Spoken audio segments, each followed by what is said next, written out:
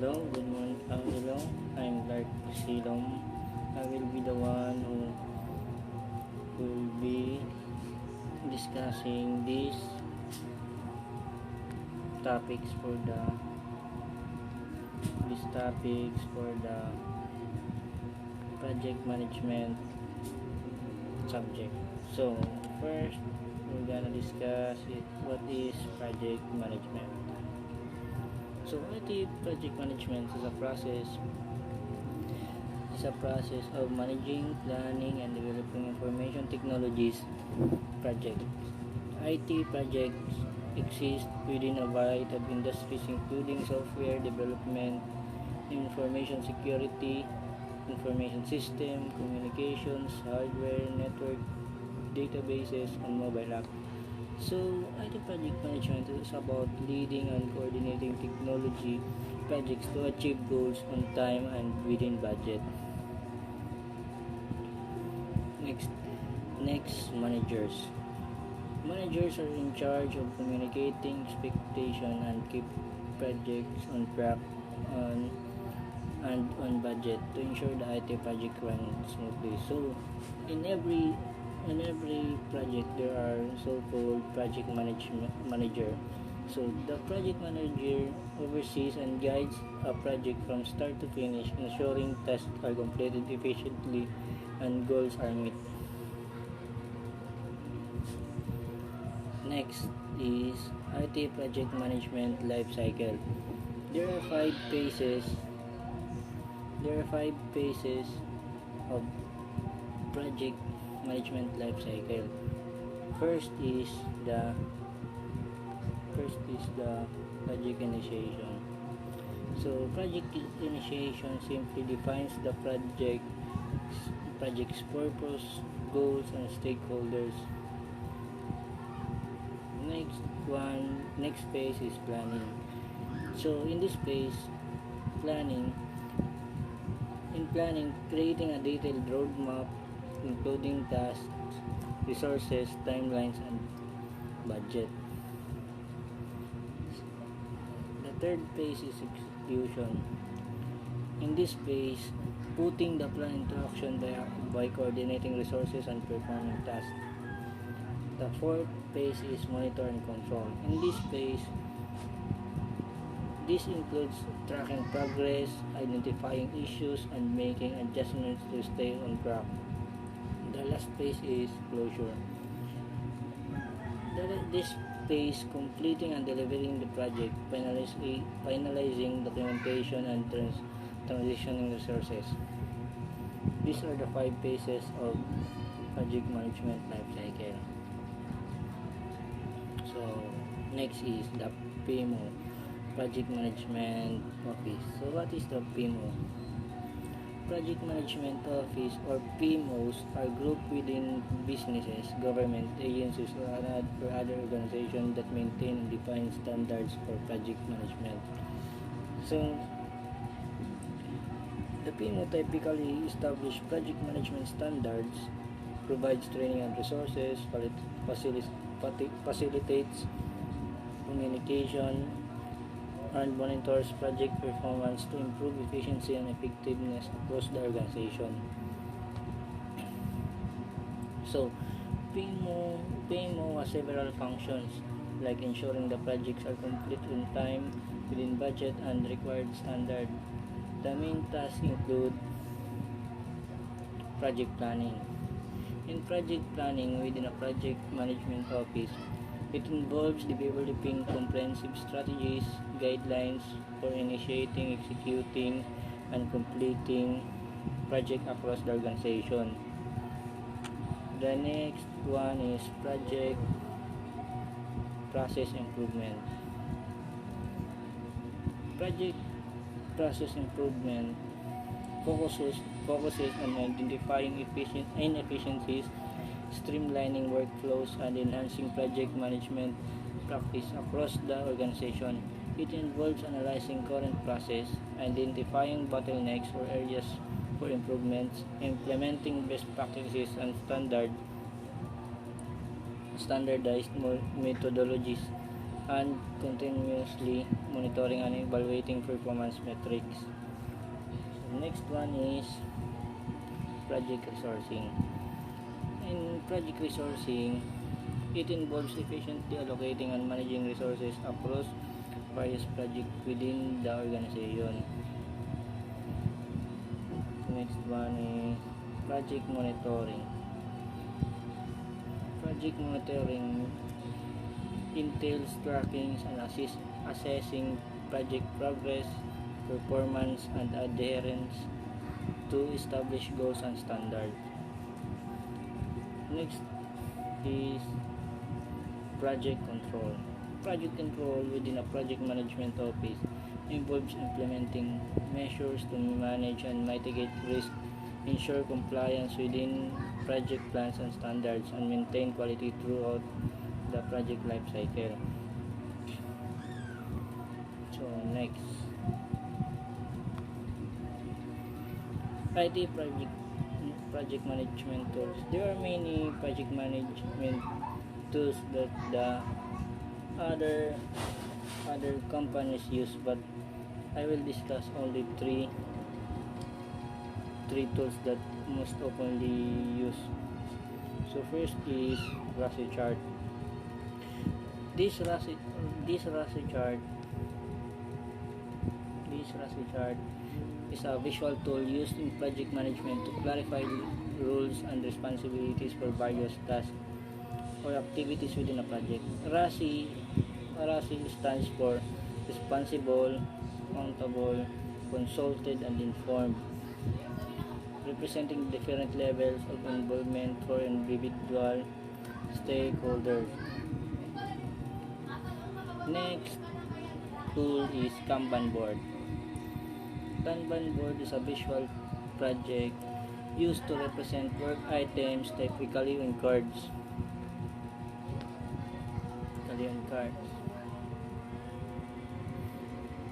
Arranged in columns in according to their stage of workflow. It provides a clear real-time overview to the status of each task or project from to do to in progress to done. Next tool is Gantt chart. So Gantt chart, maybe some others know this method or tool for measuring the timelines task. So Gantt chart is a visual project management tool used to display the timeline of project task activities. It consists of horizontal bars representing each task with their length proportional to the task duration. The chart also shows dependencies between tasks and milestones, allowing project manager to plan, schedule, track progress easily. So, project governance. Why is the project governance framework that significant? An IT project governance framework supports decision making and project management processes like monitoring, supporting, and controlling project success. Governance is crucial, particularly for risk-prone projects. So, in project governance framework, the project manager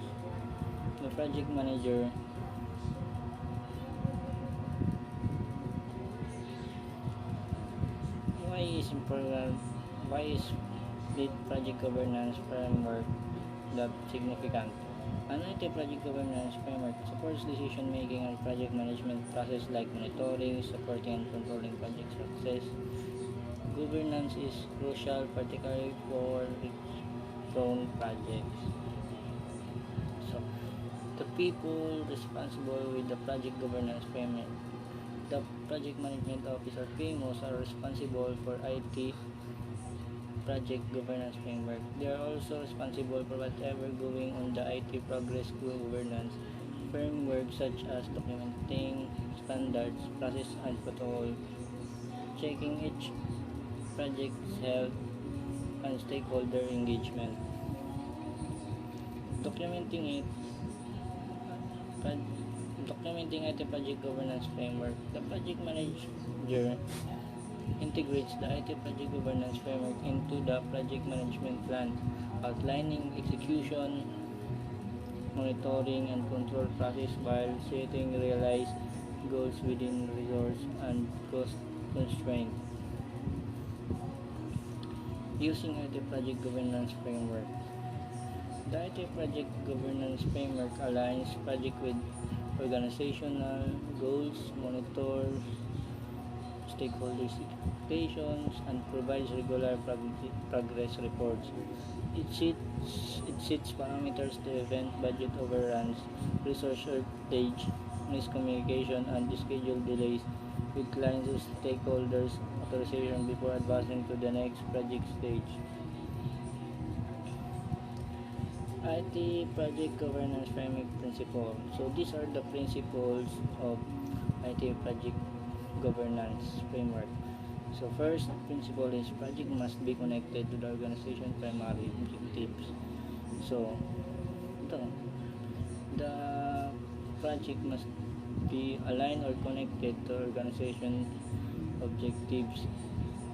Next is there must be a clear and proper ownership of this project. Next is effective engagement with the stakeholders should be clear and constant. So in every engagement there's stakeholders.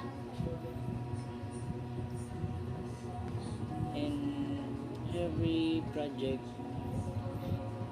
when involving the stakeholders, the project's information must be clear and constant. So, and next is project should have a long-term value.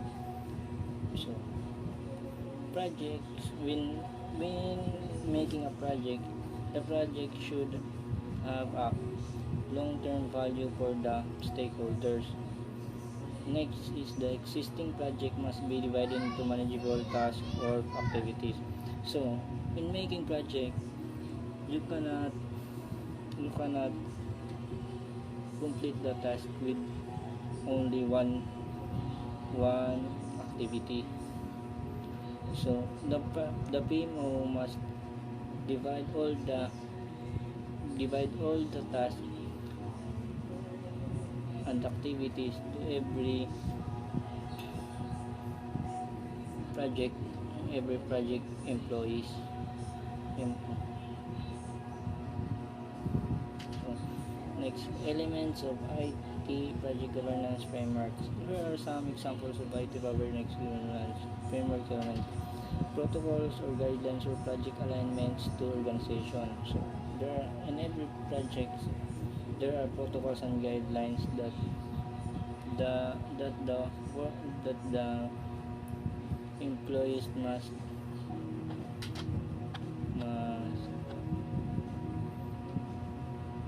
there are protocols and guidelines that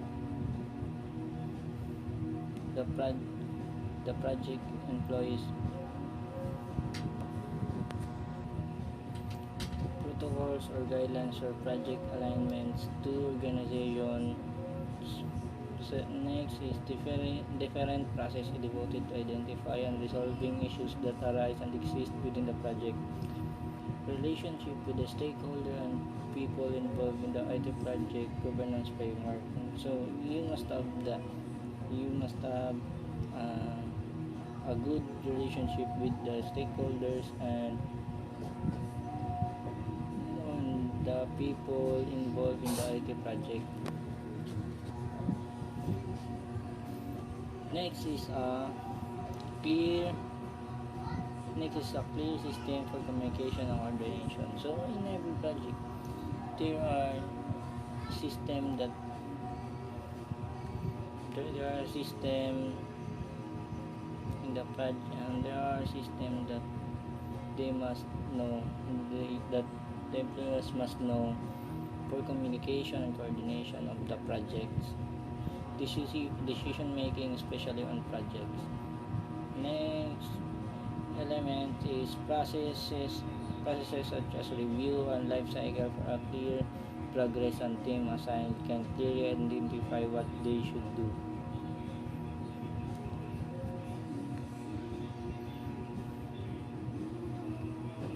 So what is the difference of project life cycle? So project life cycle is the phases of project that are necessary for the effective delivery of the project. It dictates the order, process, and phase a project through. As it's completed is described the high-level workflow of the project. The PMI, or Project Management Institute, has defined these 5 project management process groups or project management phases which come together to form the project life cycle. At so we discuss in the we discuss this life cycle earlier, but initiation in the initial phase aims to clarify the project's bug brief and define the key success criteria. So project initiation, the goals, stakeholders, and project purpose is defined in this phase. So next is project planning. Project planning involves defining task and creating project roadmap for guidance throughout the project. Next is project execution. Resources are onboarded and brief ground rules are established and the team execute the plan works. We need to discuss that. Project monitoring and controlling phase. This phase entails analyzing data from timesheets and project management software to track and compare project progress, milestones, task completion, budget usage, and time allocation against the initial plan. So next is project closure. We need to discuss that. What is the project life cycle? Why is the project life cycle breaks project management into distinctive stages? These stages are important for planning as they define and guide the steps to complete project. In addition, this stage help provide a high-level course to ensure a project progressing as planned. So, Agile Project. What is Agile Project? Agile Project Management is a methodology that focuses on breaking the large project life cycle into more profitable portion of time and smaller tasks. So rather than delivering projects from big tasks, Agile makes the large task into smaller tasks, allowing the project teams and stakeholders to work closely together during the course of the project execution, while providing feedback not just during the project post-mortem. Key Agile principle. So first principle is customer satisfaction. So in this the agile these are the agile principles, key principles: customer satisfaction, welcome changing requirements, frequent delivery, daily collaboration, sustainable development, technical excellence, simplicity, self-organizing teams, and reflection. So in simple explanation, in making the project as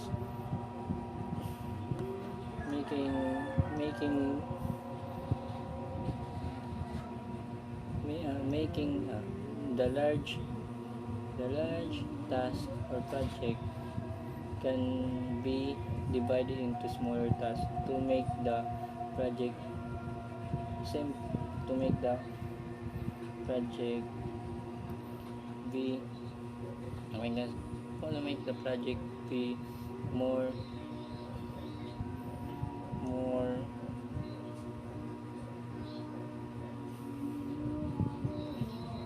approachable. Next, Comparison with traditional project management. Agile versus waterfall. Agile and waterfall are two of the most well-recognized project management methodologies today. These two methods are often referenced as opposite, but the relationship between waterfall and agile is more complex than that. Popular, popular agile frameworks. Project management framework represent a smaller subset of project management methodologies that provides more room for application, whereas project management methodologies represent rigid rules and practices for completing project. Frameworks operate as subset of the methodologies, offering more flexible adaptation of how those rules can be applied. So, this Kanban framework.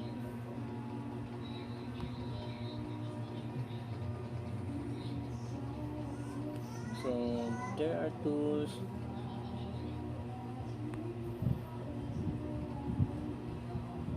Kanban. The Kanban framework is based on the Japanese word Kanban, meaning visual card. Fittingly, the Kanban framework uses a card-like layout to represent each task.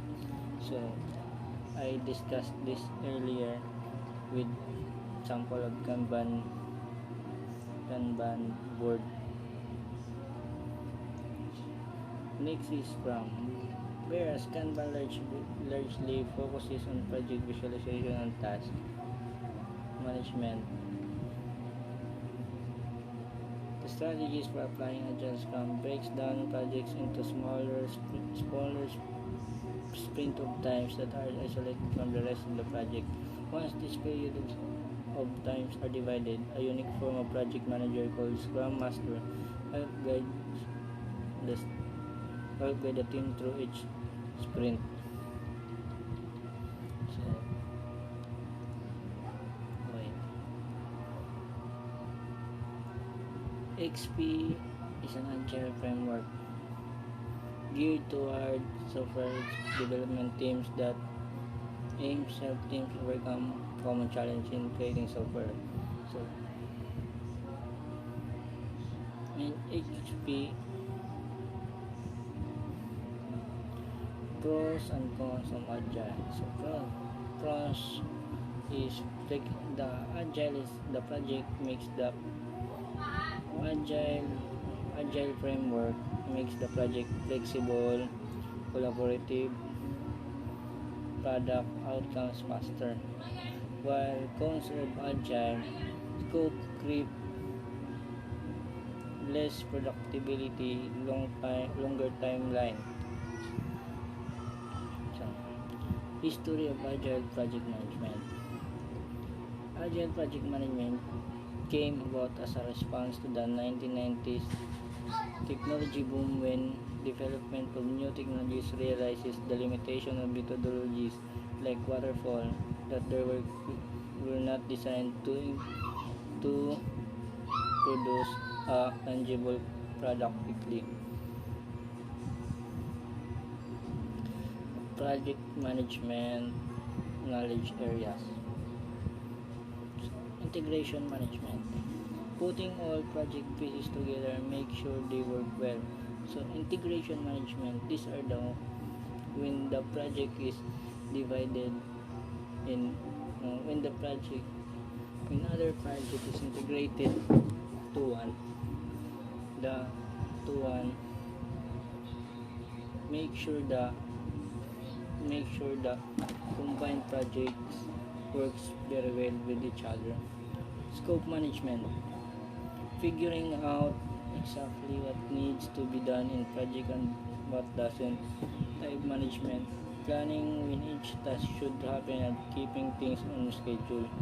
Cost management, keeping track of how much is being spent and making sure it stays within budget. Quality management, making sure the project's work is done well and meets the objectives. Human resource management, managing the people involved in the project like involved assigning tasks and resolving conflict. communication management, making sure everyone involved in the project knows what is happening and talking to each other. Risk management, identifying and dealing with things that could go wrong in the project development. Procurement management, getting the staff of service needed to the project like materials or hiring contractors. Stakeholder management, dealing with anyone who's interested in the project like clients or team members. Project initiation, we don't need to discuss this because I discussed this already in the project management life cycle. So in PMI's 5-page model outline in their PM book or guide defines project initiation as initial stage of project life cycle. Project initiation in PMI broadly define your project and secure buy-in. Project planning in PMI create detailed goals and project roadmap. Project execution launch your project using information from the first two steps. Project performance making sure and measures effectiveness using key performance indicator, which is the KPIs. Project closure, debrief with stakeholders. Project initiation involves defining a project's business value and securing stakeholders buy-in. Once feasible, the project moves to the planning phase where objectives, deliverables, and roadmaps are defined in detail. The goal is to provide enough information for approval during the initiation phase, followed by a detailed planning phase after obtaining the green light. Why does the project initiation phase matter? The project initiation phase is crucial for demonstrating the project business case and feasibility of a new project before planning. It involves involving stakeholders early on, securing resources, gaining visibility, and preventing costly roadmaps. Roadmaps thus ensure the project adds values and avoids cost delay. So why are project charters important? Project charters are essential part of the project documentation process as they provide a proof of approval to begin project work and utilize business resource. The project charter acts as a record of stakeholder approval while documenting essential information about the project itself. So here are just few of the other important purpose of project charter service. Informs the teams, highlights the project value, prevents scope creep, establish a timeline, and defines the criteria for project success. What information does the project charter contain? Draft a clear project charter outlining the project's objectives and plan, ensuring the comprehensive understanding of the project and its goal by the end of the charter. So, how does a project charter differentiate from project proposal or plan? So, in project charter acts as the official sign-off of project work to begin, covering the essential information about the project will cover and what it will take to accomplish the project successfully. While in the project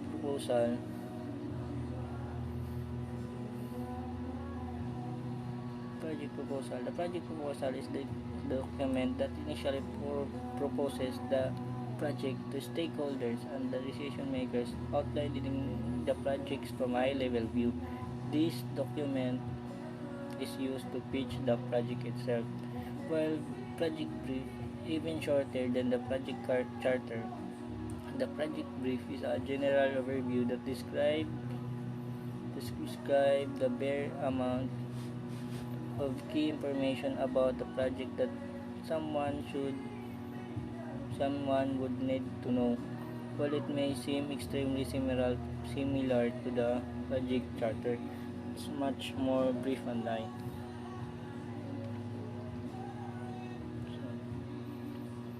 Essential component of charter.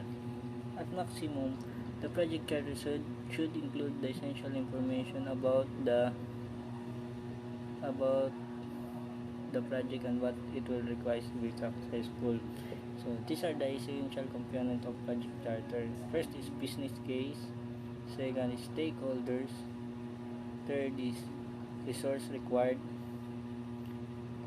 fourth is scope, the deliverables, the objectives and timelines. Potential risk and dependencies. Tips for writing a strong project.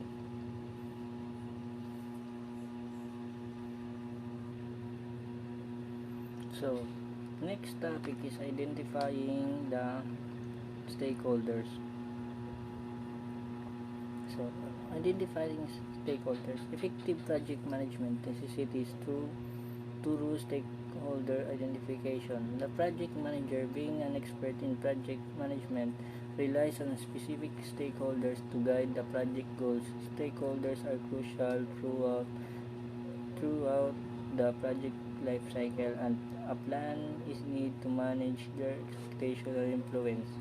A project charter should identify key stakeholders, but identify all stakeholders is more complex. So what is stakeholders? Stakeholders are parties with an interest in company, affecting or being affected by the business. Primary stakeholders include investors, employees, customers, and suppliers, but with corporate social responsibility, they include communities, government, and trade association. So basically, the stakeholder is the people involved in the project. All the people involved in the project. Those are called stakeholders. Identifying project stakeholder. Who is stakeholder? Types of stakeholders. How to work with stakeholders successfully. Stakeholder engagement skill. So, who are stakeholders? Stakeholders are people and organizations who are involved in impact with the project or product, can positively or negatively impact the project or product. Identifying stakeholders is crucial for a project product, including those with interest and potential opposition. The project manager must elicit, document, and evaluate stakeholders' project and management requirements against the charter and project management plan to ensure the project stays with scope, builds the necessary solution, and delivers to the business need, while also ensuring the project stays within the scope. Type of stakeholder. There are several types of stakeholders. The most common internal and external stakeholder. Internal within the organization includes the project manager, teams, customers, sponsors, board members, investors, and other project managers and the project management office. External stakeholder including regulators,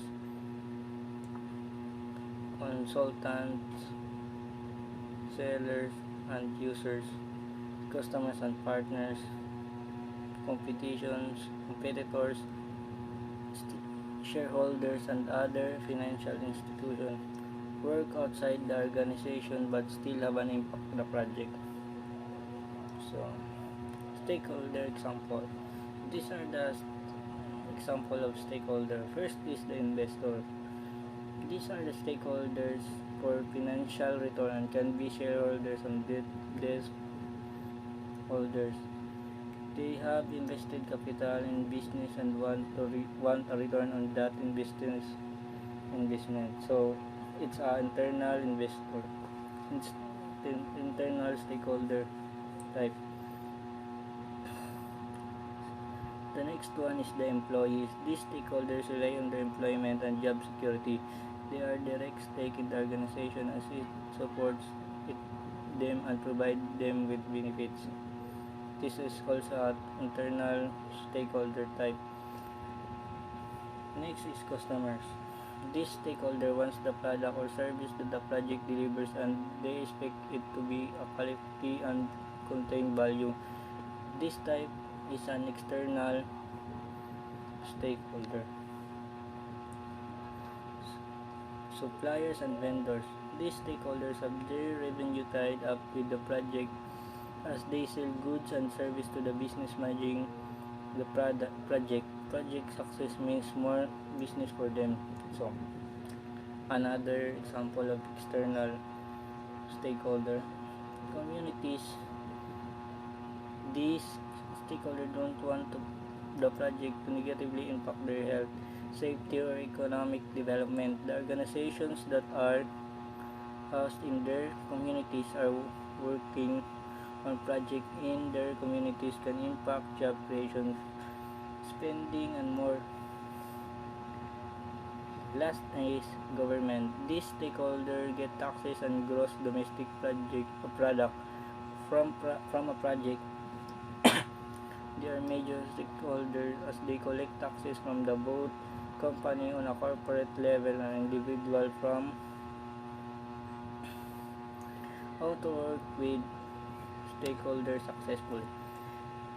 So, to work with stakeholders successfully, you need to identify all the stakeholders, determine their requirements and expectations, determine their interest, understand their level of influence and authority, plan to engage and communicate with stakeholders. So that's all for project management. Thank you. So the project initiation process. There are 4 steps to get started. Create a project charter or business case. A project charter or business case are 2 documents used to outline project details and pitch an initiative stakeholders. So project charter demonstrate why your project is important, what it is entail, and who will work on it throughout the following elements. Why the project goals and purpose, what the scope of the project including an outline of project budget, key stakeholders, project sponsor and project team members. So business case. Business case includes all the components of project charter along with these additional elements. Comprehensive financial analysis including an estimate of the return of investment or ROI your project will bring, an analysis of project risk and risk management plan, an action plan that includes how decision will be made, such as RASI chart, communication plans, and next step you'll take if your business case is approved. So, identify key stakeholders and pitch your project. To ensure the success of your project charter or business case, identify key stakeholders such as to ensure the success of project charter or business case, identify key stakeholders such as executive leaders, project sponsors or cross-functional teams who need to sign off on the project outcome and ask questions if needed. Who needs to approve my project? Who will provide resource for my project? Who can influence my project? So, project stakeholder analysis can help identify important phase by dividing stakeholders into 4 groups. So, first is high influence and high interest. The second is high influence and low interest. Third one is low influence and high interest. And the last one is the low influence and low interest. Those in the first group should approve the project during the initiation phase. So after pitching your project, demonstrating its value and alignment with your company's strategic plan, it's time to conduct feasibility study to confirm its feasibility using available resources. Answering this question: does my team have the required resource to complete this project? Will there be enough return on investment or ROI to make this project worth pursuing? Next, next is assemble your team and tools. After approving and proving the feasibility of project, you can begin assembling your team, workspace, and tools. A good team can go along the way in making your project a success. Can start the process of finding suitable employees for project as soon as possible, especially if you need to hire new employees or onboard contractors. File a request in advance to reassign existing employees to your project depending on your company's procedure. Consider how you want to organize your team structure. For example, do you want a simple hierarchical structure with team members reporting into single team leads, or does it make more sense to divide your team by geographical region? Where you work can influence how you work. To effectively manage a remote project, ensure you have the appropriate infrastructure and request office space well in advance of the project kick-off meeting for a virtual team. Next is choose the right tools. Consider using tools like email, Google Docs, or more robust project management software, allowing for centralized communication, clear task ownership, and tailored project organization. So, project selection, determining the business case. What is project selection? Project selection is the process of choosing which project an organization will pursue to achieve its goals. It involves analyzing potential initiatives, prioritizing them based on criteria like strategic alignment, return of investment, and deciding which project to invest in. Decision aiding models simplify complex problems by breaking them down into manageable parts, enabling better decision making and collaboration. These models represent problem structure and help managers understand key factors, but they don't make decisions themselves. Instead, they offer insights to guide informed decision making aligned with organizational goals. Project selection modes. There are two basic types of project selection mode: numeric and non-numeric. Both are widely used. Many organizations use both at the same time, or they use models that are combined of the two. So what is numeric models? Numeric models involves the use of quantitative data and mathematical techniques to evaluate and compare project options. These models typically use metrics such as return on investment, net present value or NPV, and payback period to assess the financial viability and potential benefits of project. Non-numeric models rely on quantitative factors and subjective judgment to evaluate project options.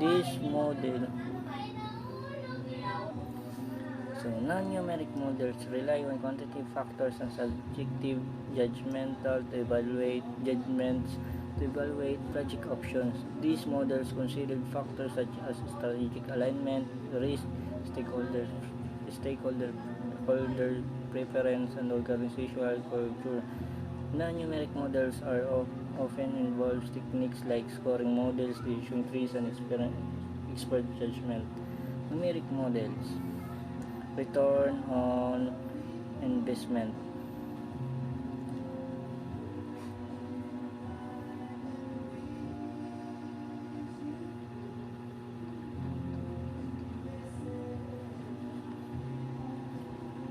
So, numeric models. Return on investment measures project profitability relative to cost. NPV, or net present value, calculates present value of future cash flows, indicating financial viability. IRR, or internal rate of return, represents discount rate for zero NPV used for probability comparison. Payback period determines times for project to recover initial investment. And last is BCR, benefit cost ratio, compares project benefit to cost, indicating feasibility. These are the non-numeric models. Scoring models subjectively scores project based on criteria like strategic fit and market demand. Decision trees visualize decision making and process, analyzing project options and potential outcomes. Checklist list criteria for evaluating project options, minimizing oversight. Expert judgment seek input from experienced individuals influencing project selections decision. Qualitative risk assessment identify and prioritize project risk based on likelihood and impact. So, criteria of project selection mode. So, first criteria is realism. Ensure project goals align with available resources, reducing the risk of failure. Next is capability. Leverage organization strength for successful implementation. Third is feasibility. Assess technical, financial, and operational viability within constraints. Ease of use. Prioritize user-friendly solution to encourage engagement. Next is cost. Ensure projects are cost-effective and offer positive ROI. And lastly, easy computerization. Choose project compatible with existing system for efficiency. So, business case. The business case justify a project initiation and execution by outlining its benefits, cost, and risk. It guides decision makers, align project with strategic goals, and serves as a reference point throughout the project lifecycle. So, the step-by-step guide for selecting the right project and determining its business case are critical steps in project management. So, this is the step-by-step guide to help you through this process. First step is identify potential project. Brainstorm and identify projects aligned with strategy objectives. Second step is evaluate alignment. Assess project alignment with strategic goals and priorities. Third step is feasibility analysis. Evaluate technical, financial, and operational feasibility.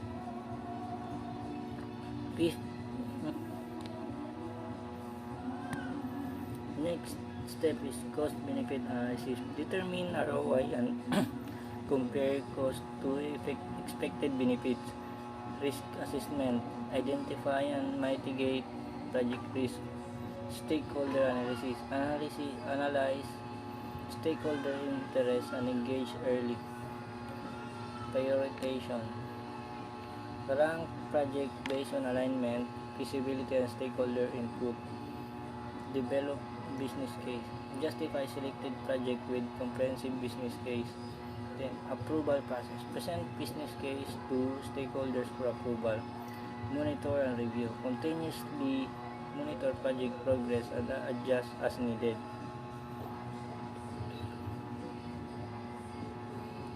Business case goals. The business case justifies project initiation and guides decision making by outlining benefits, costs, and risks.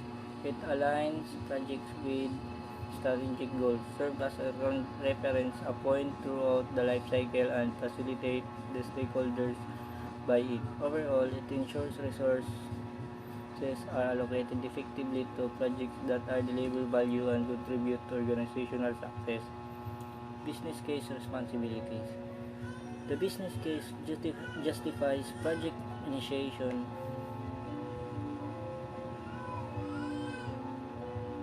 and aligns project with organizational goals. It serves as a reference point throughout the project life cycle and facilitates stakeholder buy-in.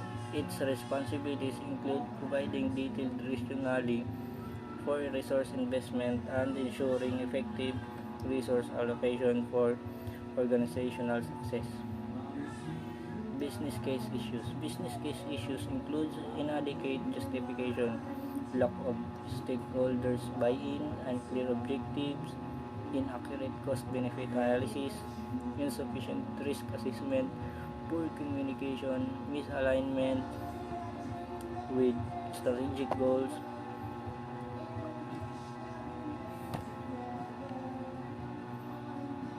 and environmental changes. Addressing these challenges demands proactive planning and continual adaptation for project success. So, project charter in project management. So, what is project charter? Project charter are complied after a project proposal has been created.